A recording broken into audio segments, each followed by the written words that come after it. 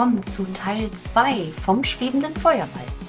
Wie ihr seht, habe ich jetzt hier einen Lötkolben und ich habe mir ein Stück Worblas Transparart gefaltet.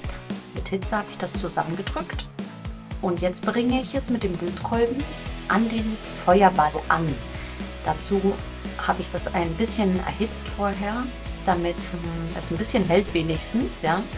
Und jetzt arbeite ich mit dem Lötkolben und verschweiße es. So nennt man das in dem Fall. Hat natürlich nichts mit Metall zu tun, aber ich schaue, dass sich beide Thermoplastschichten gut miteinander verbinden, also der Feuerball an diesem kleinen Steg, den wir gebaut haben.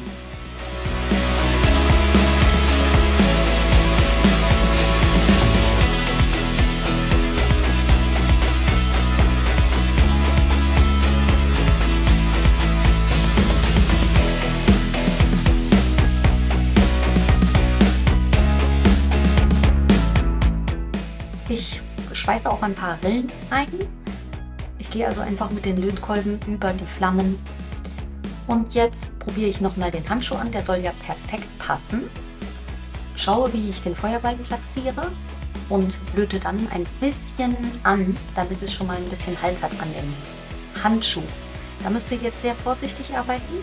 Dadurch, dass der Handschuh, das Handteil, nur einschichtig ist, kann es sehr schnell passieren, dass ihr ein Loch euch hineinschweißt, weil der Lötkolben natürlich sehr heiß ist.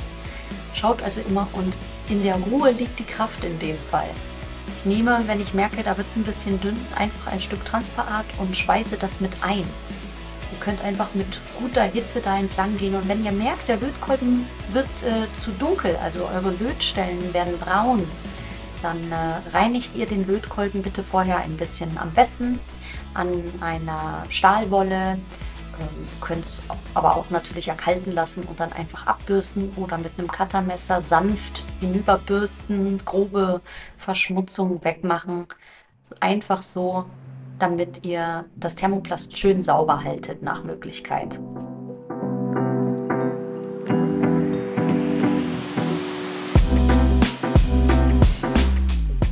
Wenn nun also Handschuh und Feuerball gut miteinander verbunden sind, kommen wir zu den Farben. Wie ihr das macht, ist euch natürlich vollkommen überlassen. Ich versuche mich immer an echten Flammen zu orientieren. Ruft einfach eine Suchmaschine auf, gebt Feuer ein oder Feuerball und dann seht ihr ja, wie die Farben verteilt sind. Ich versuche immer mit dunklen anzufangen und mich dann zu den hellen hinzuarbeiten. Unten dunkel, eine leichte Umrandung und in die Mitte hin dann immer heller werdend. Ich habe da in der Regel 3 oder 4 Farben. Ja, ihr müsst einfach in einem Farbverlauf arbeiten in dem Fall. Und solange die Farben, hier benutze ich von Pebeo die Glasfarben ganz gerne, weil die schön lichtdurchlässig sind. Solange die noch frisch sind, verlaufen die Farben auch leicht, und solche Farbübergänge mag ich dann meistens lieber. Im Nachhinein kann man dann auch immer noch mal darüber gehen, wenn man merkt, man hat noch weiße Stellen.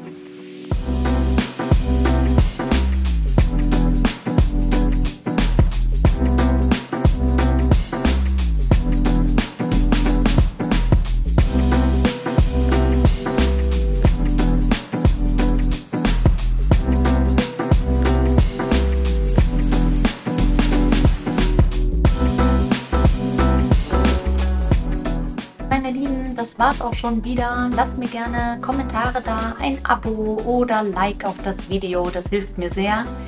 Wenn ihr Themen habt, die ich gerne mal umsetzen soll, schreibt sie auch in die Kommentare. Bis zum nächsten Mal. Ciao!